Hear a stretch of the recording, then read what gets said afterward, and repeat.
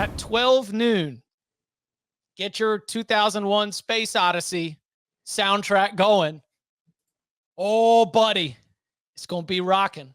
One of the most passionate fan bases in college football. Maybe they sent some blood in the water. You know, you go up to the big checkout line, you just stuff Kentucky in a locker. Now you've got LSU coming to town. Odds makers are saying this is only a touchdown game. Beamer ball? Can you pull some magic? So, Danny, as you're looking at this matchup, are you just going to be so angry? Or you think that how you think this one plays out? I cannot wait. Strength on strength. We're about to find out if Dylan Stewart and Kennard, all that they're cracked out. Like, they looked awesome. And they were after Brock Vandegrift all afternoon, like they had their way. But one of the things we talked a lot about LSU all offseason and why we trusted Garrett Nussmeier to be all that he was cracked up to be was because this is one of the best offensive lines in the country. That's the matchup to me. You know, on the road, that place is going to be rocking. You mentioned it. Get that thing cranked up. Get the Gamecocks just absolutely in a frenzy. Can you hear anything off those edges? Can you protect Garrett Nussmeier? That, to me, is the matchup of the game. You know, and of course, there's a lot. Like, what are they going to do with Lacey? How do they defend him? You know, can LSU run the football still? That to me is the matchup I cannot wait to see. I don't think this LSU run game is very good. I think they're really good in pass protection and need to lean into that and stop trying to be something that they aren't. You know, get Bud's #1 overall ticket for Garrett Nussmeier to hit, man. Let him cook. Get those stats up, baby.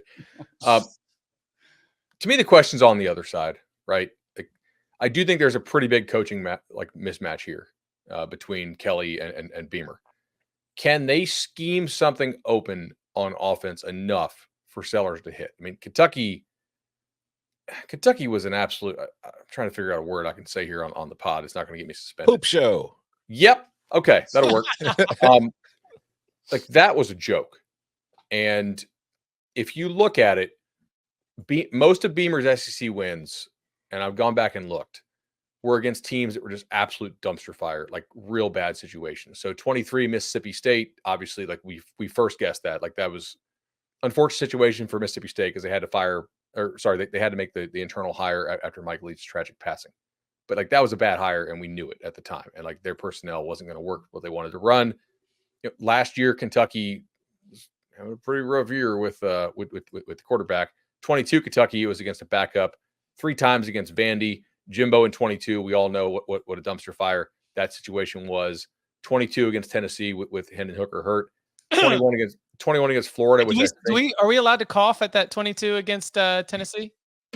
Yeah, I mean, certainly there's some people who think that there was something going on there, but I'm not one of them necessarily. Okay. 21 against Florida, which I think was with the interim after Mullen got fired, but I could be wrong there. But certainly that was the year Mullen got fired and was well on his way. 21 Harsin, which I think was either the interim by then or just, you know, Harsin. This would be the first SEC win for Shane Beamer if he pulls it off against a decent coach whose team is not like some weird quarterback injury or crazy dumpster fire going on. So we'll see if they can pull this off. The offense so far has been like non-playable in SEC play, but the defense has been really good. How many points do they need to score? Like, I don't think 17 gets it done. You probably need to score like 21, 24 and have an all-world defensive effort from the Gamecocks. Trivia time. Garrett Nussmeier has thrown 8 touchdown passes this season, which is tied for the most in the nation. Do we know who he's tied with?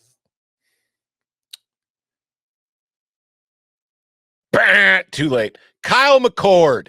Let's go! Ohio State ran out of town, and now he's in a better offense. This is a really interesting matchup to me because it's like the object that can't move versus the thing that can't stop anything from moving. If you look at it, South Carolina's passing attack, all right? They are ranked 112th by EPA per snap, and they are going against the defense that is ranked 126th. something's got to give, ladies and gentlemen. Somebody will be able to throw the ball. Lenore Sellers has a 48.3 completion rate, is averaging 4.6 yards per attempt and 3.7 yards per dropback. And he also has a whoopsie daisy rate of 4.2%. If this isn't the passing attack for LSU to have a good game against, oh my God, we are taking every over on every quarterback that faces this team for the rest of the season. My God. On the other side, like you mentioned it, Bud, LSU's rushing attack is not very good. They rank 104th in EPA. They're 80th in explosiveness. It's just not there. I do think they need to just kind of lean back and rely on Garrett Nussmeier to chuck the ball around. But South Carolina's defense so far to this point, pass defense, ranks third nationally, EPA per dropback. But how skewed is that by Kentucky being awful? And we get the, Danny mentioned, we'll get a good idea of how good this defensive line actually is. Like, I think it's good. Is it elite? Yeah. We'll have a much better idea of that after this game. So this is a big game it's a big game breakdown. It's a big game for both teams in that if South Carolina does win it, like you're mentioning, Bud, this would probably be their biggest win under Beamer to this point. And it, gives you that kind of confidence going forward into the rest of the SEC season that, hey, we're going to be ranked. We're going to have a chance to do all this. We've beaten LSU. Who the hell can't we beat on the schedule? And if you're LSU and you lose this game, oh my God, like this is a must win for LSU. And it would be great to win for South Carolina. So it'd be interesting to see how that plays out. It probably guarantees is strong. It drastically increases their chances of making a bowl if you get this. Yes. We had Kentucky as a toss-up and LSU as a loss. When you were, well, I don't want to speak for everybody, but I mean, you've all of a sudden given yourself a 1.5 boost. Yeah, whatever exactly. like a projected, whatever a projected win total was. And look, there are monsters later on, but not a whole bunch of them. So there's a solo first. I was just pulling it up for the schedule, but solo first place in the SEC, South Carolina Gamecocks. Hang a banner. And yeah, for LSU, that would be a very, very. They don't play the top 3 teams in the SEC, for my money at least. So that's huge. They play Ole Miss and Alabama. Well, I think Tennessee's better than those teams. Georgia, Texas, Tennessee. Okay, yeah, that's fine. Slightly, like by a point. Vandy is right. Avoiding Georgia and Texas are that's a pretty big advantage this year. Yes. I would 100%. And I will say, South Carolina's fans are freaking awesome, and they will ball out in this game. LSU is going to have to be sharp to go out and win or cover. And that's why. But what about LSU suggests sharp, dialed in on the details? Disciplined.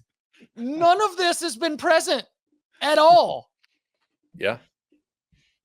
We'll see. One team looks more talented and is totally untrustworthy. So let's send them into Williams-Brice for a noon kickoff and let's see how that goes. Good luck.